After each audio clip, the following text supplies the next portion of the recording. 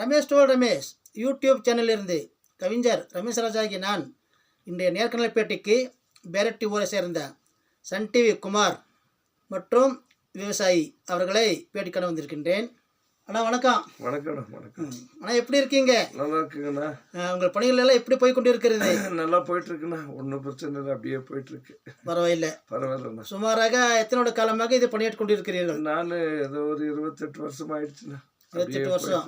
ஓ, silver jubilee தாண்டி போயிட்டு இருக்குண்ணா. சரி, இன்றைக்கு தோராயமாக எத்தனை வாடிக்கையாளர் உங்களிடம் இருக்கிறார்கள்? என்கிட்ட ஒரு 130 கனெக்ஷன் பக்கம் இருக்குண்ணா. அப்படியே போயிட்டு இருக்கு. அப்படியே போயிட்டு இருக்கு. நல்லா சரளமாக கொடுத்துட்டு இருக்கீங்களா? ஒன்றும் பிரச்சனை இல்லை. எந்த பிரச்சனை இல்லை. ஒன்றும் பிரச்சனை. மக்களிடம் இருந்து உங்களுக்கு செல்வாக்கு எப்படி இருக்கு இந்த பணியில?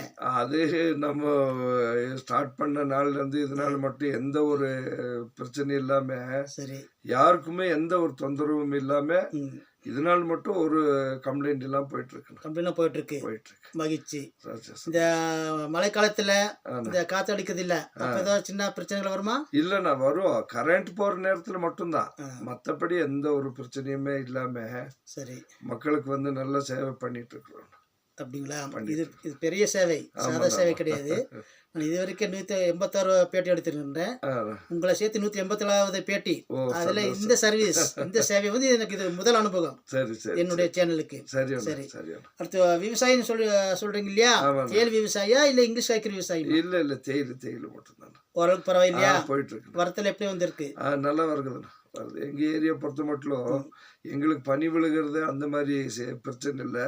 சரி, நார்மலா 3 மாசத்துல மட்டும்தான் கொஞ்சம் கம்மியாகும். மற்ற டைம்ல எல்லாம் நல்லாவே போயிட்டு இருக்கணும், ஒன்றும் பிரச்சனை இல்லை. நீங்களா பெரும்பாலும் கூட்டுறவு போடுவீங்களா இல்ல தனியா இருக்கா? இல்ல தனியார் தான். தனியா இருக்கு. எங்களோடது கூட்டுறவு நம்ம ஏரியாவில் கம்மியா தான் இருக்கு. இல்ல நல்லா ரேட் கிடைக்குதுங்களா? ரேட் எல்லாம் ஓரளவு கிடைக்குது.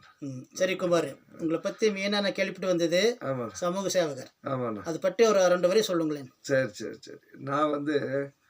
நான் ஒரு 12 வருஷமா சரி பேங்க் மித்ரான்னு சொல்லி கனரா வங்கியில முதல்ல வந்து சிண்டிகேட் வங்கியில் இருந்தேன்.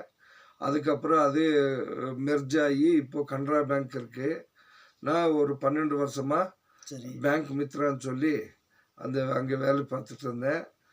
என்ன இந்த யூடியூப்ல பார்த்ததுமே எல்லாருக்குமே இப்போ பெரும்பாலான மக்களுக்கு தெரியும். எங்கள் ஏரியாவில் வந்து வெலிங்டன் பிரான்ச்சில் சன் டிவி குமார்னா எல்லாருக்குமே பேங்க்ல இருந்து எல்லாருக்குமே தெரியும். அது வந்து பிரைவேட்டு, நான் வந்து கவர்மெண்ட் ஸ்டாஃப் கிடையாது. அது வந்து ஒரு கான்ட்ராக்ட் மூலியமா நான் அந்த சேவை செய்யறதுக்கு வந்தேன். அதே மாதிரியே சேவை பண்ணிட்டேன். என்னால முடிஞ்ச அளவுக்கு மக்களுக்காக சேவை பண்ணிட்டு இருக்கேன். அதுக்கு வந்து எனக்கு திருப்தியா இருக்கு. அதனால உங்களுக்கு இந்த பெயர் கிடைச்சது. ஆமா, அதனால நான் உங்களை பார்க்க வந்திருக்கேன். சந்தோஷம். சரிங்க, இன்னைக்கு உங்களுக்கு என்ன ஓய்வா? இல்ல போகணும் வேலைக்கு போகணும். சரி, உழைப்பு அப்படியே போய்கொண்டு இருக்குது. போயிட்டு இருக்கு. எந்த ஒரு இதுவுமே இல்லை. என்னால முடிஞ்ச அளவுக்கு மக்களுக்கு சேவை பண்றது என்னுடைய ஒரு குறிக்கோள். வார விடுமுறை உண்டா? வார விடுமுறை இருக்கு. சனிக்கிழமை இருக்கு, ஞாயிற்றுக்கிழமை இருக்கு.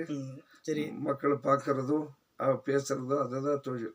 ஊர் பொறுத்த மட்டும் சேவைக்கு சன் டிவி சேவையே போதும். சரிங்களா? மற்ற சேவை செஞ்சாலும் அது பெருமைதான். மற்ற ஊர்களுக்கு சென்று இந்த சேவை பண்ணிட்டு இருக்கீங்க இல்லையா? இதுதான் மிக சிறந்த சேவை. சரிங்களா? நான் கேள்விப்பட்டு உங்களை சொல்லியிருக்காங்க. இந்த சமூக சேவகரங்களை பிடிக்கிறது ரொம்ப கஷ்டம். யாரும் பிடிச்சிக்கலாம். இந்த காலத்துல வந்து எல்லாருமே செல்ஃபிஷ், சுயநலவாதிகள். அப்படிதான் இங்கே கொண்டு இருக்குது. என்ன இடத்துல அப்படிதான், நீங்க இடத்துல அப்படிதான். நீங்க அப்படி இல்ல. நீங்க இல்ல, இங்க ஏரியாவிலன்னு இல்ல, எங்க சுற்று வட்டாரத்துல வெலிங்டன் பொறுத்த மட்டும் 7 வார்டு, கிட்டத்தட்ட ஒரு பஞ்சாயத்து பிளஸ் பேரூராட்சி. இந்த ஏரியாக்குள்ளதான் நான் சேவை பண்ணிட்டு இருக்கிறேன். என்ன விசாரிச்சா உங்களுக்கு பேரே தெரியும். சரி, எங்க சென்னைக்குள்ள உங்களை மாதிரி ஆளுங்க தான் வேணும். கண்டிப்பா. சரி குமார், உங்க ஊரை பொறுத்த மட்டும் ஒரு சிறப்பு என்ன? பண்டிகை ஆகட்டும், வேற ஏதாவது ஒரு விஷயமாகட்டும், சிறப்பு வெரைட்டி பத்தி சொல்றதுக்கு என்ன இருக்கு? என்னன்னா, எங்களுக்கு பங்குனி உத்திரங்கிறது வந்து பெரிய ஒரு சந்தோஷமான எங்களுக்கு பண்டிகை. சரி, பங்குனி உத்திரத்துல இந்த நாக்கு பெட்டாவிலேயே செய்யாத ஒன்று அதிசயம் வந்து எங்க ஊர்ல தான் பண்றோம். அப்படின்னா அங்க பிரதட்சணைங்கிறது வந்து எங்களுடைய கோயில் விசேஷம் வந்து அங்க பிரதட்சணை காவடி மற்ற ஊர்ல இருந்தாலும் எங்க ஊர்ல வந்து அங்க பிரதட்சணைங்கிறது கிட்டத்தட்ட ஒரு 60-70 பேர் வந்து அங்க பிரதட்சணை பண்ணுவோம். கண்டிப்பா இந்த 1ஆம் தேதி 2ஆம் தேதி பண்டிகை இருக்கு. ஏப்ரல் மாசம் 1ஆம் தேதி 2ஆம் தேதி பங்குனி உத்திர பண்டிகை இருக்கு. எல்லாரும் வாங்க. நான் சொல்றதுக்கு பதிலா நீங்க நேர்லயே பார்க்கறது வந்து சரி அது அப்புறம் ரொம்ப வந்து ஒரு அற்புதமான அதிசயமா இருக்கும். அப்படிங்களா? வந்து பாருங்க. ரொம்ப நல்ல கூட்டம் வருமா? ஐயோ! அன்னதானம் எல்லா நல்லா ஊர்ல கொடுப்பீங்களா? அன்னதானம் மத்தியானம் 3 மணிக்கு அது அன்னதானம் ஸ்டார்ட் ஆகி 5, 6 மணி மட்டும் அன்னதானம் தொடர்ந்து நடந்துட்டு இருக்கும். அதாவது ஊர் பொறுத்த மட்டும் இது ஒரு சிறப்புமிக்க பண்டிகை. பண்டிகை மற்றதுன்னு எத்த பண்டிகை அதெல்லாம் நடக்கிறது. மாங்காளி பண்டிகை பண்றோம். அதெல்லாம் எல்லா ஊர்ல பண்ற மாதிரி நார்மலா நடக்கும். இந்த அதிசயமானது வந்து இந்த பங்குனி உத்திரம். நல்ல சிறப்பு நீங்க எந்த ஊர்ல பார்க்கலனாலும் எங்க ஊருக்கு வந்து பாருங்க. அதிசயமா இருக்கும். அட இந்த மாதிரி ஒரு பண்டிகை நாங்க இத்தனை காலமா பார்க்கலையேங்கிற அந்த வருத்தம் தான் இருக்குமே ஒழிய நல்ல பண்டிகை நாங்க வந்து சிறப்பா பண்றது 2 நாள் இந்த பண்டிகை பண்ணிட்டு. மகிழ்ச்சி. சரி சரிங்க குமார், எங்க சேனல் பத்தி என்ன நினைக்கிறீங்க? இல்ல சேனல் நல்லா போயிட்டு இருக்குண்ணா. இந்த மாதிரி கொஞ்சம் மேலும் மேலும் இன்னும் டெவலப் பண்ணி இன்னும் நல்லா மக்கள் எல்லாத்தையும் வெளியே கொண்டு வந்து பண்றதுக்கு எங்களுடைய மேலான கருத்துக்களை கூறுறோம். சரிங்க. இப்போ வந்த நேரத்தில் நீங்கள் ஏதோ வேலையை கிளம்புறதே இருக்கீங்க போல இருக்கு. எனக்கு அப்படிதான் தெரியுது. பரவாயில்ல. எனக்கு வேண்டி ரமேஷ் யூடியூப் சேனலுக்கு எனக்காக காத்திருந்து பேட்டி கொடுத்தமைக்கு மிக்க மிக்க நன்றி. ரைட், நன்றி, தேங்க்ஸ்.